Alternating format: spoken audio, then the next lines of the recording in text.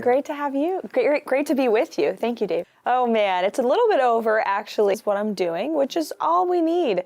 As President Trump says, when you love your job and you love your life, you don't need to sleep much. And that's what we're doing. We're just working all the time. So we're up early, we stay late. There you are. Yeah, everybody talks about this job, which is 24/7. And mom. Yeah, it's certainly challenging. There's no doubt about it. I think every working mother understands the demands. And no matter you feel like when you're with your baby, you should be focused on your job. And when you're at your job, you want to be with your baby. So there's always that pull, but just being present in the moment and prioritizing time, saying no when you have to say no to take care of your family is something I've had to learn the hard way in a very short amount of time. But I spend every second that I possibly can with my son when I'm home. On weekends and evenings, I try to make it home for bedtime. And I'm very blessed to have a great support system, an incredible husband who's the best father to our little son, and my mother who comes to town quite often, and other help as well that can be there to nurture and Our town. Yeah. What did that teach you? You know, my parents are small business owners. Neither of them went to college, and they worked very hard to brothers and me.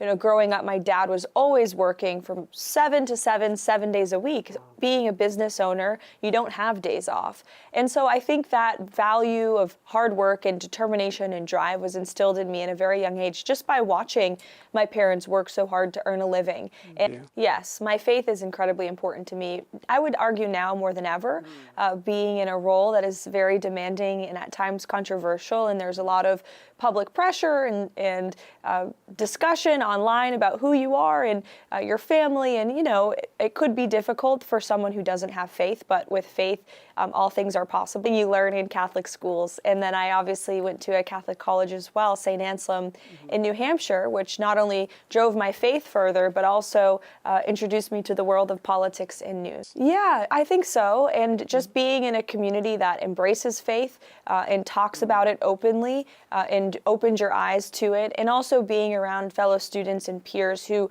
aren't afraid to go to church on Sunday and talk about their faith openly.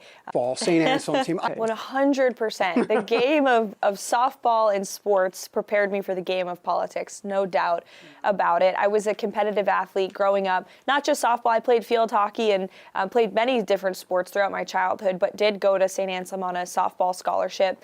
And again, discipline, hard work, teamwork, and also competing, I think, has prepared me, especially for this job now. Every day is a new game in this job. And I think, being an athlete my whole life probably prepared me for this. He was being very complimentary. He said, Karoline has an iron stomach for That's very kind of Taylor to say. He's our Deputy Chief of Staff, and he's doing a phenomenal job. We have an amazing team here at the White House, and we're all having a lot of fun together working. We're with each other all day long. As for the iron stomach comment, I mean, I think it's a tough business, politics, and you can't get knocked down by what people say online or the negativity. You just have to know your ability and speaking the truth, and that's what I try to do every day. But they obviously want to take shots at you, and yet. Sure.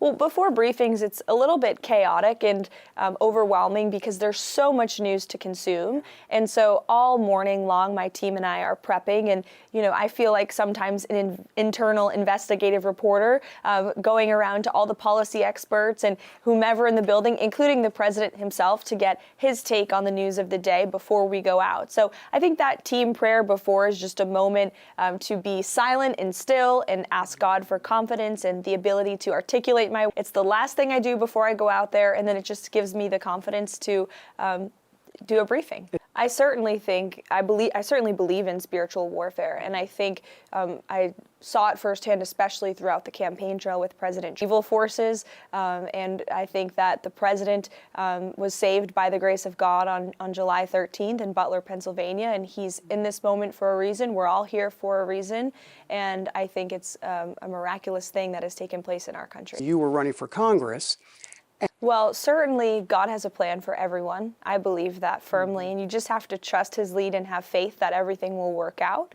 And when he closes a door, it's because he's opening another. And for me, that was my congressional campaign. I aspired to be a congresswoman, or should I say fortunately, because it now led me to this opportunity. And I wouldn't have worked on the president's campaign, as probably wouldn't be the White House press secretary either. So God knew what he was doing, I believe, and you just have to trust the process and trust that he's working in your life, and stay grounded in your faith throughout the way. I think so, especially amongst younger generations. You see the videos of college students worshiping on their campuses, many students getting baptized in the middle of their campus. It's a really beautiful sight. I think people are. I would say so. I think the president has been a great voice for young people, and he believes in young people, he loves young people, and he's leading for them to leave our country better off for future generations. His policies are uplifting all live in a country where the American dream is renewed and restored for them and their families. And those traditional yet common sense basic American values that President Trump believes in, faith and family and freedom, I think are starting to resonate with a lot of young people across the country. West Wing. Yeah. That's huge. And the president has entrusted her for many years. They've been close friends. But now, again, as you said, the proximity to the Oval Office and the leader of the free world is a promise President Trump made on the campaign trail, and he has delivered on that promise. And we see Pastor White in the West Wing all the time, past her in the hallways, and just ran into her in the ladies' room the other day. She is amazing, and she's doing great work. She's brought in faith leaders, not just from the evangelical community, but from the Catholic Church, the Jewish faith, Muslim faith, all across the country have ascended here at the White House for listening sessions, and so that way they can go out to their congregations and their churches across the country and spread the word of this to their audiences, which is, the most powerful thing I think that she can do is spreading the administration's message and President Trump's agenda. Yeah. Definitely. Yeah. It's a big deal. Yeah. I think there are true journalists out there that still exist. They are few and far between. I think many people in the briefing room here are trying out for their next big show, and unfortunately it seems the legacy media, the big networks in this country, promote individuals who are liberal and have a bias against this president. There's no doubt about that. But the American people aren't buying that anymore. If you look at the ratings chart, liberal outlets are dying and have been forced to restructure their newsrooms and their lineup. The Washington Post, we applaud Jeff Bezos for the changes he's made because he was no longer selling newspapers because of the liberal bias that the media has had to take a look in the mirror, especially after President Trump's resounding victory on no strong message to the anti-Trump media that we don't listen to you.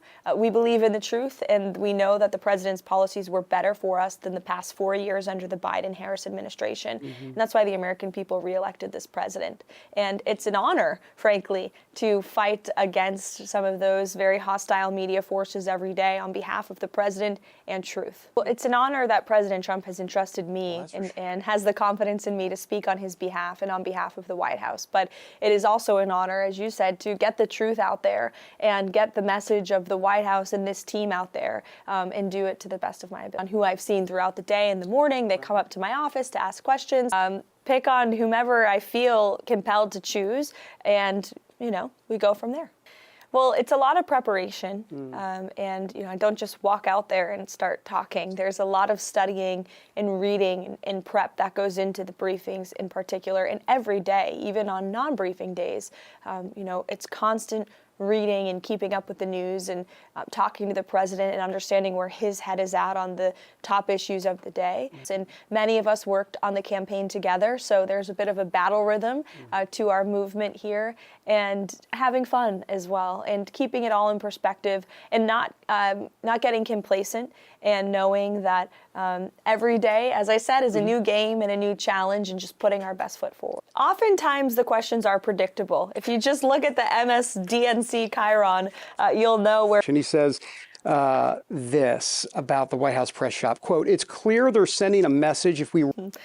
That is utter fallacy and completely ridiculous. We have expanded the pool to new voices, independent journalists, while continuing to invite legacy media outlets like the one Peter Baker works for, the New York Times, are still in the briefing room, still have access to the press pool, and we are going to continue to move forward with this method. We have received thousands of applications of legitimate independent journalists across the country who were never respected by the White House Correspondents Association. And the privilege of covering the President of the United States on Air Force One or in the Oval Office should not be granted by or chosen by a few elitist journalists in Washington, D.C. New media voices who are responding to the media habits of the American people are included in this process, and it's been phenomenally successful. The reason the Associated Press has not joined us in the Oval Office or aboard Air Force One is because we are in current litigation battle with them in court, which they filed against us, which we don't believe they have any basis to do so because they still have access to the White House complex. And there are thousands of journalists who have access to the White House complex who have never received the same privilege that the Associated Press and many other legacy outlets have of going into the Oval Office every time the president does a press conference. And what gives one outlet the need or the right to do that more than another? We want equal opportunity for all of the outlets who are committed to covering this president with accuracy and transparency, and that's what we're... Worse than you thought? What do you think? Oh man, that's a good question. I think I've been dealing with them for quite some time, so I knew what to expect coming into this role. And I think you have to really focus on the premise of their question, into that premise, and you have to go after that premise when they're asking questions. Absolutely. Yeah. Just look at the numbers. The Trump administration, we have faced thus far in 2 months more than 30 injunctions by activist judges. The Biden administration in 3 years only had 15 injunctions. So we have doubled the amount of injunctions that the Biden... And why? It's because you have judges who are acting as activists behind the bench who don't like President Trump. Almost every single one of them is a registered Democrat, has been involved in Democrat campaigns or causes, have donated to Democrat candidates. Some of them have even put their anti-Trump bias on social media. They have not been shy about their hatred for this president and his policies, and they are abusing their judicial power. They are trying to overstep the authority of the executive branch and the powers given to the president in Article 2 of the Constitution. Luckily for us, and unfortunately for these judges, President Trump, throughout the entirety of his campaign, he won court cases, he fought off a weaponized justice system, and that's why he's here, to ensure this ends. And particularly with the case against the Alien Enemies Act and the president's use of that authority, which is granted to him by law, it's completely absurd. You have a judge who is trying to say the president of the United States cannot deport foreign terrorists, illegal immigrants from our... We're prepared to fight back in court to continue pursuing the president's agenda. The American people want the president to do exactly what he's doing. He campaigned on all of these policies and promises, and he's intent on delivering them. Injunctions, right. Or federal injunctions can... The president has made it clear that he believes some of these judges do need to be impeached because they are overstepping their authority. And that's why we have 3 branches of government. They are co-equal branches of government for a reason. Checks and balances, that's what our founding fathers intended. And they would be rolling over in their graves if they saw some of these cases and some of these judges who are being judicial activists trying to stop the president of the United States from executing his agenda. Phil hat here. But every day is a good day. I don't say that to be punny. It's just the truth. We're very blessed to be here and to have this opportunity. And I'm very blessed to work with a staff whom I love and is funny and fun and is having a good time while transforming our country for the better. So we're on a great ride and we're enjoying it. In the nation's history. Well, I think it finally puts to bed the narrative that Mark Cuban wanted to push, that the president doesn't surround himself with strong and intelligent women. That is a fallacy. Not only his appointment of me as press secretary, but our chief of staff, Susie Wiles, who's the first female chief of staff in American history. Look at the women who make up his cabinet models, many of them mothers, grandmothers, who are doing this job at a very high level. And it's just an honor to be here. Stuff, and just a lot of that. Yeah. I saw the emotion in your face with that. I mean, because I've watched as the president has met a lot of these families throughout the campaign, and the president has gotten to know them on a very personal level, has taken out a lot. And now as a mother, as myself, I cannot imagine anything like that happening, especially at the hands of someone who should have never been in our country in the first place. And it's, very upsetting, I think, to any parent to see what has happened to our country. We all want a safe and prosperous country for our children to live in. And I'm just very proud to work for a president who is determined to see that happen. On that. Yes, indeed. Yeah, I love it. Oh man, I hope people just view me as a hard worker who wants to get the job done, and a good mother and good at my job. And I think that question has yet to be seen. We've only been here 2 months, David. Yeah. We'll sit down again in 4 years. Thank you.